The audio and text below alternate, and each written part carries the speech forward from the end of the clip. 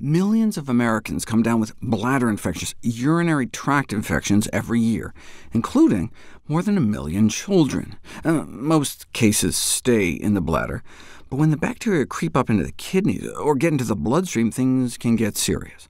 Thankfully, we have antibiotics. But there's now a pandemic of a new multi-drug-resistant strain of E. coli, discovered just in 2008, and now this so-called ST131 strain went from unknown to a leading cause of bladder infections the world over, resistant to even some of our second- and third-line antibiotics. And it's been found in chicken, retail chicken breasts sampled from across the country, documenting a persisting reservoir of extensively antimicrobial-resistant expect bacteria, the extraintestinal pathogenic E. coli, including the ST131 strain, in retail chicken products in the United States, suggesting a potential public health threat. See, urinary tract infections may be food-borne, by which they mean predominantly poultry, chicken and turkey, so maybe we shouldn't be feeding antibiotics to these animals by the ton in poultry production. But wait, food-borne bladder infections? What are you doing with that drumstick? No, eating contaminated chicken can lead to the colonization of the rectum with these bacteria that can then, even months later, crawl up into the bladder to cause an infection. The problem of increasing antimicrobial resistance is so dire that some experts are predicting that the era of antibiotics may be coming to an end, ushering in a post-antibiotic era in which common infections and minor injuries can once again kill. More than 80% of E. coli isolated from beef, pork, and poultry exhibited resistance to at least one antibiotic, and more than half from poultry were resistant to 5 different drugs. One of the ways this happens is that viruses, called bacteriophages, can transfer antibiotic-resistant genes between bacteria. About a quarter of these viruses isolated from chicken meat were found able to transduce antibiotic drug resistance into E. coli. And one of the big problems with this is that disinfectants used to kill bacteria are in many cases not able to eliminate these viruses.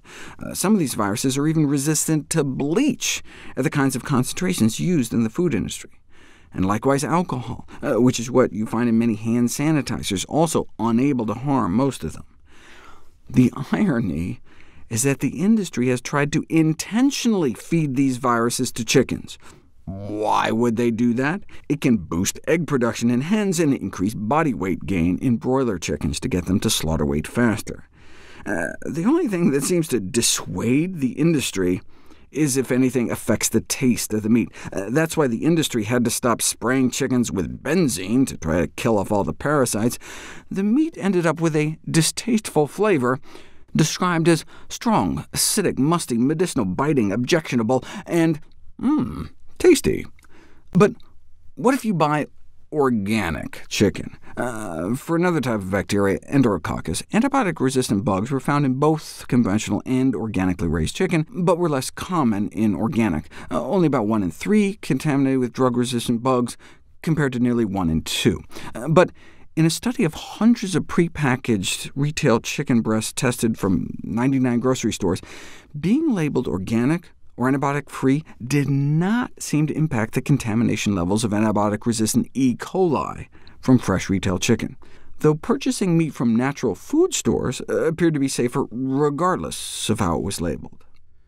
Kosher chicken appeared to be the worst, nearly twice the level of antibiotic-resistant E. coli contamination compared to conventional, which goes against the whole concept of kosher. No difference in drug resistance between the E. coli swab from conventional chicken versus organic and raised without antibiotics chicken, but either way, kosher was worse. But how could organic and raised without antibiotics chicken not be better?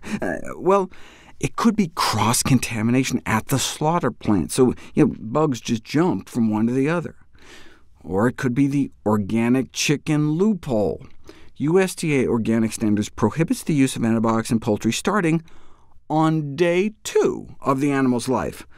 This is an important loophole, since even antibiotics considered critical for human health are routinely injected into 1-day-old chicks and eggs, which has been directly associated with antibiotic-resistant foodborne infections. And there was no difference in the presence of exspec bacteria between organic and conventional, the bacteria implicated in urinary tract infections. These findings suggest that retail chicken products in the United States, even if they're labeled organic, pose a potential health threat to consumers because they're contaminated with extensively antibiotic-resistant E. coli. And even if we were able to get the poultry industry to stop using antibiotics, the contamination of chicken meat with exspec bacteria could still remain a threat.